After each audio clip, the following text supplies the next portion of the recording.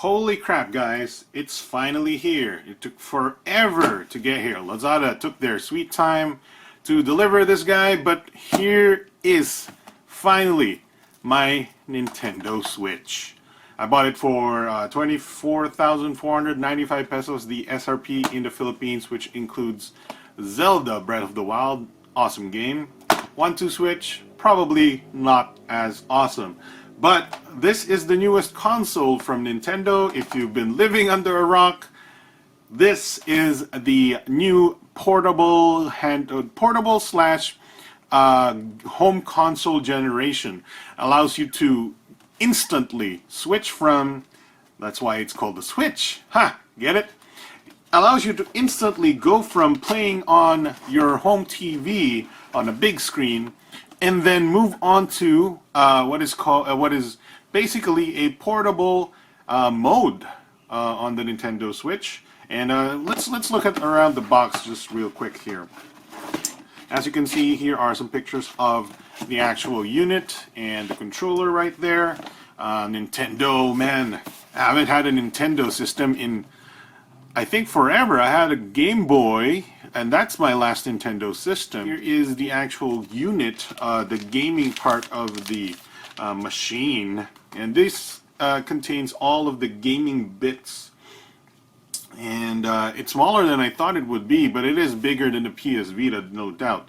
That's a 6.2-inch IPS 720p display. I like that it actually is about the size of a game cart right here. So there's the plastic. I removed that already. Here's the controllers. These are called the Joy-Cons. Here's the sort of the analog stick. This is considered to be the right Joy-Con. And actually, I'll show you what happens, how to use them. You can click them on, there you go, with a nice click on them, onto the actual tablet itself. Yes, we can call this a tablet. I got the gray version, though there's another one with a red and blue controller. Those are sold out, so I got the gray version. And I think, oh wow, this feels nice. We have a Nintendo Switch important information booklet. Health and safety instructions, because Nintendo is one of those companies that want to protect their users. Here we have some customer service information. This is an HDMI cable. Thank you, Nintendo, because good HDMI cables are hard to come by, and sometimes brands like Nintendo just don't give us the small freebies like HDMI cables because they're greedy. So here is a relatively beefy Nintendo, oh, they gave me a circular plug here. Relatively beefy Nintendo charger or adapter, and I believe this gives us a big current here. We have a maximum of 15 volts, 2.6 amps.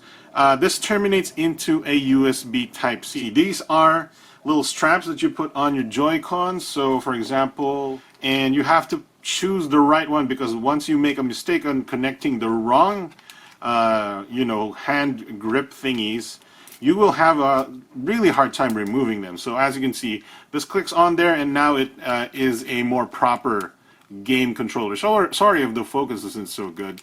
I'm trying to do this while actually seeing what I'm doing here. What is this guy? This is the sort of connector, the intermediary controller, which is the one that is over here. This is the dock.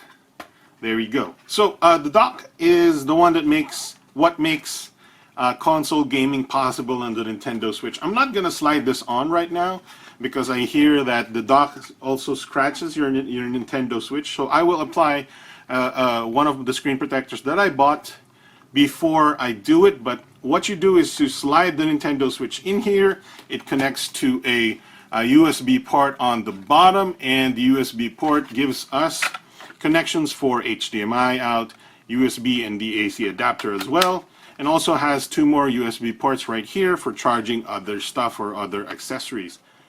Alright, so after a quick screen protector intermission number, yes, I applied a screen protector. It is actually pretty good. I am proud of myself for doing a pretty good job of applying that. Let's talk about the physical parts of the unit itself. So as you can see, it is, like I said, the gaming console handheld, like a PS PS Vita, a modern day large version of the PS Vita. As you can see, buttons, face buttons, up, down, left, right, in the unusual not plus pad, more like up, down, left, right pad. We have an analog stick on the left, analog stick on the right, but instead of the Vita's, non-clickable sticks, these click in. That's good. Shoulder buttons as well. We have L and R, which are a little bit shallow for my taste, but they're less, tactile, I guess, but they do click. It's just not as evident as other controllers.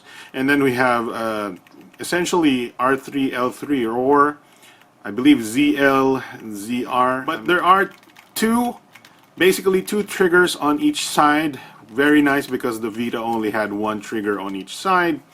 We have stereo speakers on the bottom. We have a 6.2 inch, not a 7 inch. I thought it was a 7 inch, but it's a 6.2 inch IPS display, and it looks pretty good actually. That 720p is perfect for video gaming, because video gaming requires more processor power, and our phones don't necessarily need that. I mean, our phones have higher resolution displays, but don't necessarily play the same games. What else do we need to see here? Plus minus button right here. Those are basically select start. We have the sort of the home button right here, and this is on the left a dedicated screenshot button. So if I press this right now, it'll take a screenshot of the user interface. We'll talk about the user interface later. We have a lot to cover here. As you can see, power button, volume rocker, game card area here, and a lot of people have complained about this flimsy little cover, but I think I've seen flimsier covers before, and I think this is a little bit better than usual. 3.5mm headset jack, if I'm not mistaken, so both microphone and headphone input. We have a vent here for air circulation, and if you see right here, you can see the copper heat pipe. If you're familiar with PC heatsink and stuff, heat sinks and stuff like that, copper is the thing used to move the heat from the CPU and GPU towards the heat sink. On the bottom is basically some guide points for the dock. A USB Type-C port, so yes, you can use other USB Type-C chargers and stuff like that. On one of these Joy-Cons, here is the, I believe, IR detector. This is a interesting functionality for this particular controller. Actually, these controllers are actually pretty heavy duty. I mean, has a lot of features. Not only do they have gyroscopes and stuff like that, just like the Wiimotes and whatnot, this has the sort of a IR detection capability, kind of like I want to say it's kind of like a very small Microsoft Xbox Kinect. So it can detect hand sizes or hand gestures if there's some game that would ever use that. This, I believe the right one has a NFC reader for Amiibos. Amiibos are collectible stuff like these guys. This is a Funko. That's not an Amiibo, but they look like that in Nintendo E's. Also, they have HD Rumble, what they call HD Rumble. There are, a much higher quality of vibration feedback. Now, I haven't seen that yet. I haven't felt that yet because I've only been playing for like 2 minutes, literally. And on the back, here are the buttons to release the controllers. Here are some trademark stuff, and they're shiny and doesn't always reflect. We have the Nintendo Switch logo here. I believe these are vents. Very interesting. That looks like, kind of weird and gunky. We have a little bit of a guide point again for guiding the dock, and here is our kickstand. Oh, yeah, it feels better than I thought it would, but as you can see, it is designed to break off, and you can put this back in because it wouldn't want it to break. So they rather opted for one that is, you know, breakable. That is the micro SD card slot for expanding your storage, which is great that Nintendo opted for a non-proprietary format for expanding the storage. And also thank you, Nintendo, for the non-proprietary USB Type-C connector. Though if I'm not mistaken, current dongles for HDMI do not work. You have to use the Nintendo proprietary dock. But for charging purposes, you can use any USB Type-C charger, but you will need a very powerful one to charge this at a good rate. I believe the battery on this is 4100 milliamps or 6400, I'm not mistaken. The battery life is about 3 to 6 hours. Alright, so I've decided this video is taking quite a long, this is a very long video right now. I'm just going to speed through a lot of these things. This is the interface of the Nintendo Switch. Here are the games you should see. I have Zelda and 1-2-Switch. You can check out the news or the eShop if you have a Nintendo account. The album for your screenshots, which I'll show you because I took a screenshot earlier, like I said. Controller settings, system settings, and stuff like that. One thing I like about the system settings is there are options to check your controllers and actually calibrate them and test the buttons, which is great because you don't know if it's a great way to make sure that your system is fully working, including the touchscreen. And I tried this already and I managed to get up to 5 touch points. 1, 2, 3, 4, 5.